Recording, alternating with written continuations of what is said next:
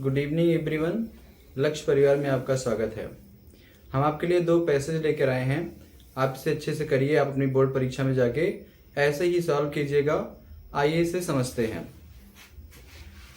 हमारा जो पहला पैसेज है, लिखा है वृक्ष हमारे देश की अमूल्य निधि है। हमारी जो सबसे फर्स्ट लाइन है इसे अच्छे से हमने देख लिया। अब हमें सबसे पहले लिखना है अपना सब्जेक्ट। हमारा सब्जेक्ट क्या है? वृक्ष हमारे देश की अमूल्य निधि है। तो हमारा सब्जेक्ट हो गया वृक्ष, और वृक्ष का हमारा सबसे पहले लिखेंगे सब्जेक्ट। सब्जेक्ट हो गया ट्रीज। अब सब्जेक्ट के बाद हम लिखते क्या है? वर्ब। तो वर्ब हमारी क्या है? इसके बाद लिखे हैं हम आर, क्योंकि हमारे वृक्ष बहुवचन है, मतलब प्लूरल नंबर है, इसलिए हम इन्हें आर लगाएंगे। Trees are. अब क्या है? अमूल्य निधि है। तो अमूल्य क्या होता है? प्राइसलेस, और निधि मतलब होता है खजाना, तो कर लेंगे ट्रीजर। हमारे देश की का कर लेंगे ऑफ, हमारे का हो जाएगा आवर, और फिर देश का हो गया कंट्री। हमने अपनी पहली लाइन कंप्लीट कर ली है, इसमें ज्यादा इशू नहीं है। अगली लाइन पर चलते हैं। वृक्ष हमें केवल फल एवं ईंधन ही नहीं देते, बल्कि वे हमें इमारती लकड़ी भी देते हैं। अब सबसे पहले इसमें भी हमारा सब्जेक्ट क्या है? ट्रीज। तो इसमें भी हमने सब्जेक्ट लिख लिया। इस पर लिखा है हमें फल ही नहीं देते बल्कि, नहीं के साथ अगर बल्कि लगा होता है तो उसके लिए लगाते हैं नॉट ओनली।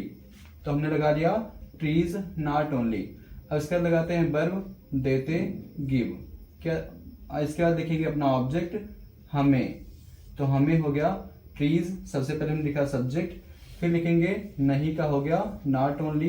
इसके बाद लिखेंगे अपनी वर्ब, गिव, और फिर वर्ब के बाद हमारा ऑब्जेक्ट होता है हमें, हो जाएगा अस। अब देना क्या है? फल और ईंधन। तो हमने लिखा है फल का हो गया फ्रूट और ईंधन हो गया फ्यूल। इसका लिखा है बल्कि। अब दूसरे सेंटेंस को हम जोड़ेंगे तो हमको लगाना है बट आल्सो। इसके बाद फिर से लिखा है वे, तो वे का हम कर लेंगे दे, फिर देते हैं वर्ब लिखेंगे गिव, और फिर इमारती लकड़ी को बोलते हैं timber. They give us timber. हमने दूसरा सेंटेंस भी कंप्लीट कर लिया।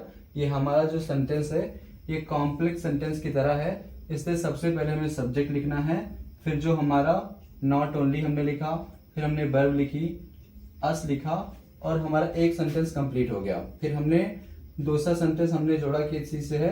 But also say. तो बट आल्सो से बाद हमने फिर से लिखा सब्जेक्ट। सब्जेक्ट के बाद वर्ब आती है, इसका लिखेंगे ऑब्जेक्ट, और हमने लिख दिया इमारती लकड़ी का। इमारती लकड़ी का होता है टिम्बर। इसके बाद हमारा जो नेक्स्ट सेंटेंस है, हमें अधिक से अधिक पेड़ लगाना चाहिए। इसमें सब्जेक्ट हो गया हमें, और हमें का हमने लिखा वी। सब्जेक्ट के बाद क्या लिखेंगे? वर्ब। वर्ब हमारी होती है लास्ट में चाहिए। अब चाहिए का होता क्या है? Should, we should. लगाना का होता है प्लांट, बी शुड प्लांट।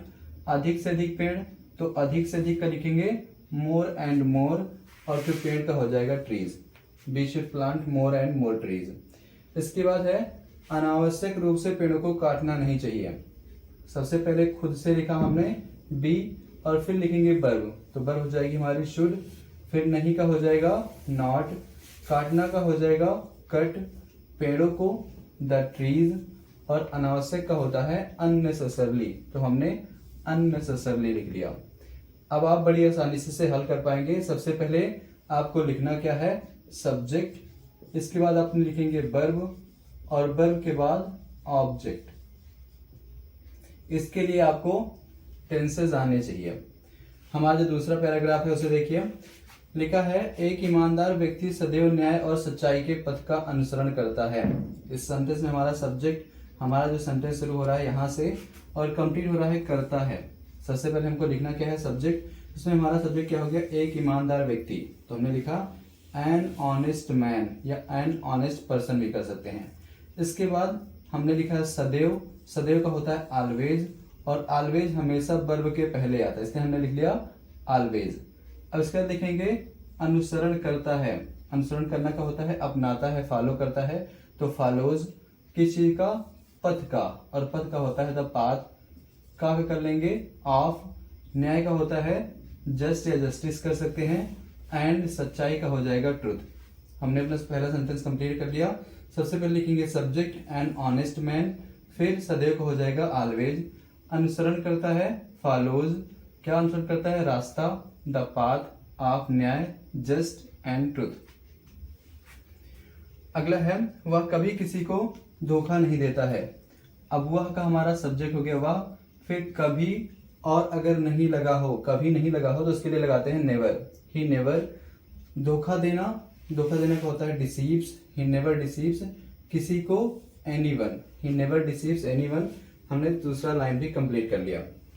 इसके बाद है ईमानदारी सच्चे सुख और शांति का स्रोत है। अभी सेंटेंस में हमारा सब्जेक्ट क्या है, ईमानदारी, तो इसको हम सब्जेक्ट बनाएंगे ऑनेस्टी। अब सब्जेक्ट के बाद लिखेंगे क्या, वर्ब है का हो जाएगा इज, स्रोत का होता है सोर्स, द सोर्स, का हो जाएगा ऑफ, सच्चा सुख, सच्चा का हो जाएगा ट्रू, और सुख का होता है हैप्पीनेस, और शांति का हो जाएगा peace. Honesty is the source of true happiness and piece.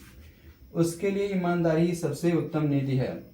अब उसके लिए पहले लिख देंगे, तो उसके लिए कर लेंगे, के लिए का हो जाएगा फॉर, और उसके कर लेंगे हिम, उसके लिए फॉर हिम। ईमानदारी की सबसे उत्तम नीति है, यह एक प्रकार की कहावत है। तो सबसे पहले ये ईमानदारी, फिर है का हो जाएगा इज, सबसे उत्तम नीति, द बेस्ट, और फिर नीति का हो जाएगा पॉलिसी। इस प्रकार आप बड़ी आसान से अपने पैसेज को सॉल्व कर सकते हैं। धन्यवाद।